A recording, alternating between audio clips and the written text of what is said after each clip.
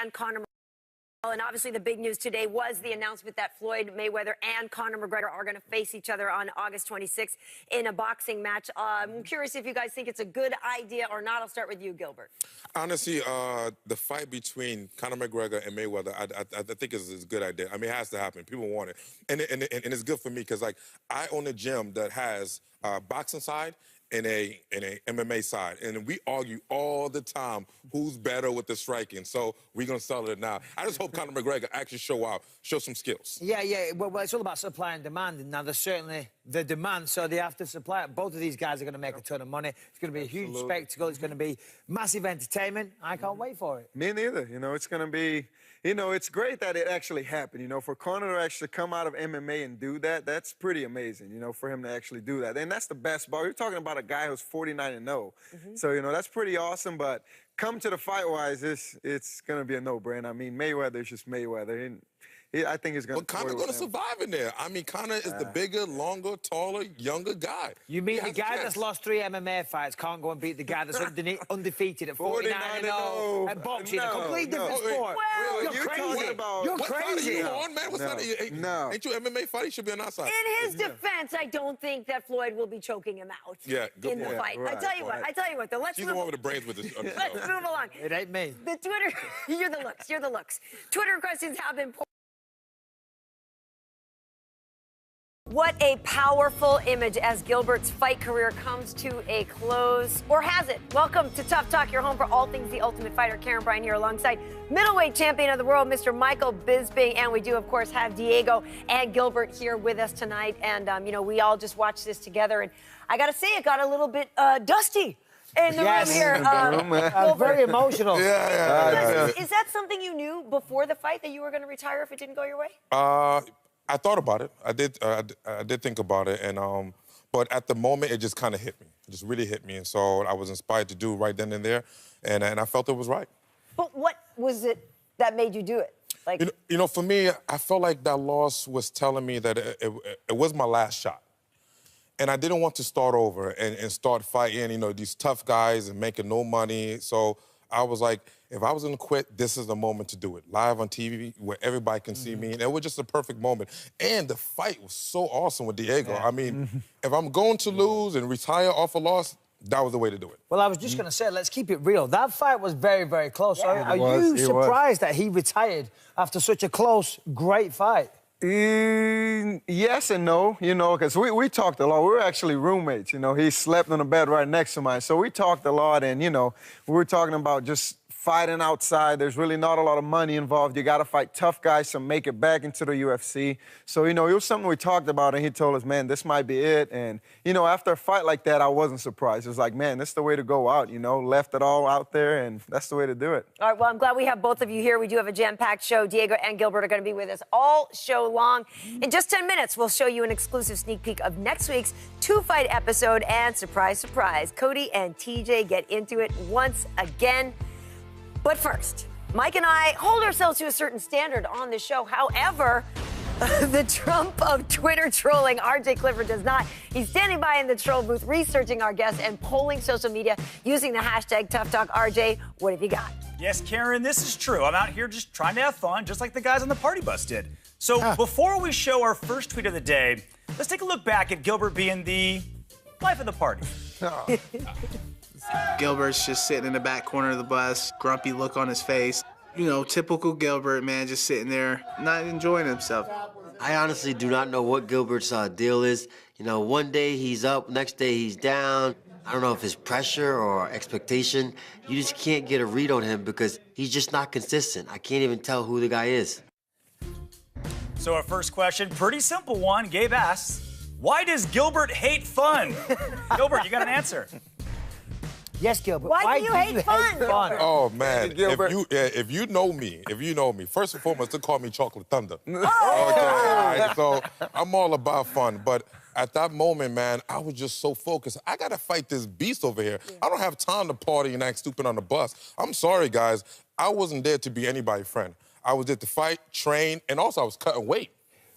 You're there to win the show. Yeah, It's exactly. simple as that. I hear you. I hear you. I had a good time when I was on there, though, and I still won. Whatever. Whatever. Michael's a special case. Listen, when we go to the break, I want to hear about who was working the poll the best. But first, we also want to get you guys involved. Use hashtag Tough Talk, and your tweets could make it on the air. We do want to go back to this party bus, though, Diego. You had a fight as well, but somehow you were able to have a little bit more fun and take in the moment. I just enjoy every moment, you know, like and nothing really bothers me, you know, I just go with it, like, nothing really bothers me, really. Like, I just have fun, I'm having fun all the time, I'm smiling all the time, and...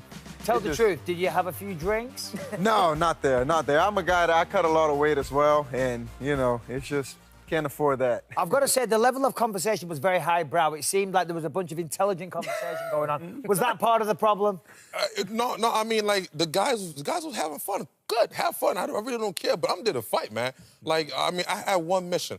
I got kids to feed. I don't got time to be having fun on the bus, man. But, you know, afterwards, you know, we did have a good time the last day. We did party it up. So, hey, I could be Chocolate Thunder some days. Some days. Yeah. Well, what did you guys think of the fact that it was actually Cody, your opposing coach, who took you guys out? He wasn't. I mean, he picked us up. Yeah. But TJ was also there. Yeah, for sure. But I mean, Cody's a good guy, so it was a lot of fun. Yeah. So we need to talk about something. I'm assuming you were trying to warm up or something like that, but you went to the bathroom and you were pacing and running and jogging on the spot. He ran to the bathroom. What on earth was going on there? Okay. Please. First and foremost, I have like a watch that like count my steps. Yeah, I've got one. I don't run in the bathroom. No. Because- It's a watch. It has seconds. it counts his steps. It count my steps for calories. What has that got to do with your bodily functions? Well, no, because I was eating too much, so I was like, I need to burn some calories. So I went to the bathroom to jog a little bit. I cut a lot of weight, man. I could walk around about 210. Were you just trying to get the party started? Yeah, exactly. Like I had hot feet. I had to move. I had to move. You know? Okay, moving on. I do want to talk about this fight because it really, really was a good one. And in this case, TJ, obviously being the coach for both of you, he decided to coach each of you instead of just removing himself from the situation. Diego, did you like that approach, or would you have rather have him just step aside? No, absolutely. You know, I liked it. You know, he wanted to be involved, and you know, it's what it do. We're all veterans there. You know, we know exactly what was going to happen. You know, I knew what I had to do. He knew what I was going to do. I knew what he was going to do. So, you know, it was great for him to still help us out. And you know, at the beginning, we picked our coaches. They didn't say that, but in the beginning, we were like, hey. I want this guy. Gilbert wants this guy. I want this guy. I want that guy. And that's how we did it. And then TJ told each coach, hey, work with this guy, work with him. And it was awesome. He wasn't no emotions there or anything. You know, it was great. No egos. No egos, exactly. Made the best man win. Exactly, Type absolutely. Mm-hmm. Well, in terms of the fight, in terms of the best man winning, you really came alive in the third round. Obviously, the fight was 1-1. Right. Was it just that you felt that pressure now? It's now or never? No, it's just I'm a guy that, you know, as the fight goes on, you know, I get better, you know, like I like it. I'm in deep waters, you know, I love going to deep waters. You know, every fight that I lost has been on the first round, you know. I really don't lose much decisions, you know. I just love to fight. The longer it is, the better for me, you know. I like to go to deep waters, and I knew it was a close fight, but they didn't show it. So whoever wins the third round gets the fight. So I was like, man, I win this round, I got it. Well, So. Gilbert, you're doing all the talking. Sorry, Diego, you're doing all the talking. Gilbert, you're sitting there like the fun police. Yeah, Did the judges make the right decision? That was your moment. Okay, yeah, I'm going to tell you the truth. I love Diego, and he earned the win in the third round. But I actually believe I won the first 2 rounds. You know, it was super close, but I thought I kind of ended the first round on top and landed some ground and pound. So to me, I thought I won it, but, you know, the judges made a decision. I had to live with it. Did he surprise you with the takedown at the start of the third? He did, man. His wrestling is really good. I was expecting to take him down. Yeah, you know, I mean, him being Brazilian, I thought it was going to be more jiu-jitsu, but his wrestling was actually pretty good. So all around, man, it was a great fight, and I was honored to be a part of it. Well, it was a great fight, but Gilbert, the interesting thing is before the matchup, you talked about how much better you were getting. So I want to take a look at something you said on the show. Let's take a look. I'm not done yet. And honestly, I feel like I'm just now learning the right things to do. I hate to quit now when I'm just getting good at it. So I got a little bit more left in me. So again, we need to revisit the retirement question there, because if things are just now coming together and you really can see how much better you're getting, why stop?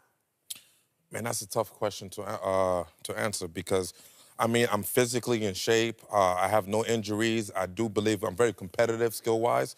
It's just the way the game is set up now. Unfortunately, if you're not fighting in the big show, you're just not making real money. And I have kids. I have a business. I'm actually highly educated. I got 2 master's degrees. I got so many more things I can be doing. It's very tough for me to walk away. I tell you what, if Dana White or Sean Shelby, if you call, whatever, I'd be there. I'd jump back in. But that's my thing is sometimes even the guys that don't win can still get a contract. So maybe it was a little premature to say goodbye at that moment. Yeah, I know, it was. And trust me, everybody have said that to me. It's like, that was like a dumb move. But you know what? I was emotional, and it was such a great fight. And, like, I wanted to leave on a high note. And to me, that was just the highest note you could leave. For me, though, to be honest, I mean, the fight was that close, and I'll be honest, I really, really enjoyed the fight, and I thought you had a fantastic performance. I feel like you still have a lot in you. Now, as a fighter myself and as a father and a family man, I understand if this isn't going to go your way, you want to put your focus into something else and make the most out of your life. But that was a great fight, man. I feel like you still got something left in you. I mean, I do too, and I guess we see how the future pans out. I tell you what, I'm always in the gym. Every day, I'm in the gym twice a day. I live by my motto, hard work, dedication. Sure. And so, yeah, I'm always ready to step up. So, but it just got to be the right situation. I'm not going to fight just to fight. I can see that because you're nearly as buff as me. Oh, yeah. well, I'm actually a little bigger, but we're not going to talk about that. We can have a pose off. We can have a flex off during the break, guys.